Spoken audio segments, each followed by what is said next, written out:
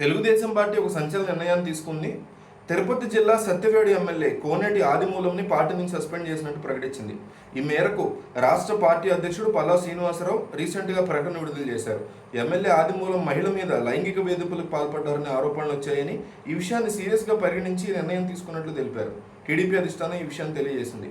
అధినేత ఆదేశాలతో MLA ఆదిమూలాన్ని party నుంచి సస్పెండ్ చేస్తూ ఏపీ టీడీపీ అధ్యక్షుడు పల్లా శ్రీనివాసరావు ప్రెస్ నోట్ను కూడా విడుదల చేశారు. తెలుగుదేశం పార్టీకి చెందినటువంటి తిరుపతి జిల్లా సత్యవేడు నియోజకవర్గం ఎమ్మెల్యే కోనేటి ఆదిమూలం మీద సొంత పార్టీ నాయకురాలే లైంగిక వేధింపుల ఆరోపణలు చేశారు. ఆమెతో ప్రైవేట్ హోటల్లో ఆయన ఏకాంతంగా గడుపుతున్న వీడియోలు కూడా బయటకు వచ్చాయి. ఆమె హైదరాబాద్లో ప్రెస్ మీట్ పెట్టి ఎమ్మెల్యేతో కలిసి ఉన్న ప్రైవేట్ వీడియోలను మీడియాకు వదిలారు. దీన్ని విడుదల చేశారు. ఎమ్మెల్యే తను బెదిరించి బలవంతంగా లొంగ తీసుకున్నట్లు ఆ మహిళ ఆరోపించారు. లైంగికంగా తన కోరిక తీర్చకపోతే కుటుంబం మొత్తాన్ని అంతం చేస్తానని ఎమ్మెల్యే ఆదిమూలం బెదిరించారని, తప్పనిసరి పరిస్థితుల్లో అతనికి లొంగక తప్పలేదని బాధిత మహిళ చెప్తున్నారు. తెలుగుదేశం పార్టీలో ఇలాంటి ఎమ్మెల్యేలు ఉండొద్దని బాధిత మహిళ ముఖ్యమంత్రి చంద్రబాబు నాయుడికి దీని మీద లేఖ కూడా రాసిందాడు.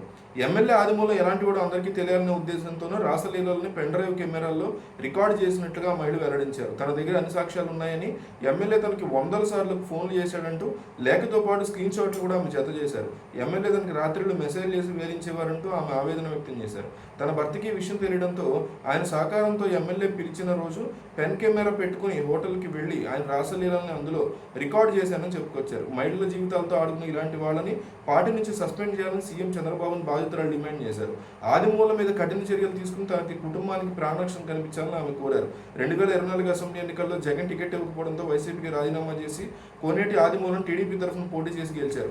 తాజాగా ఆయన లైంగిక వేధింపుల ఆరోపణలు ఎదుర్కొంటున్నారు. అయితే ఈ వీడియోలతో తనకు సంబంధం లేదని ఆయన అంటున్నారు. ఈ వీడియో మార్ఫింగ్ చేసిందని ఆయన చెప్పుకొచ్చారు, కానీ పార్టీ నుంచి సస్పెండ్ చేసింది ఆయన్ని పార్టీ.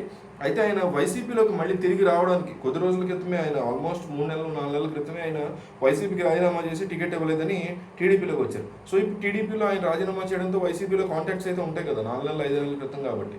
సో మళ్ళీ రావడానికి ప్రయత్నిస్తుంటే ఎట్టి పరిస్థితుల్లో జగన్మోహన్ రెడ్డి ఆయన మళ్ళీ రావడాన్ని అంగీకరించట్లేదు, ఇంత పెద్ద అలిగేషన్ ఆయన మీద పడిన తర్వాత అంగీకరించట్లేదు అనేటువంటి మాట అయితే చాలా స్పష్టంగా వినిపిస్తుంది.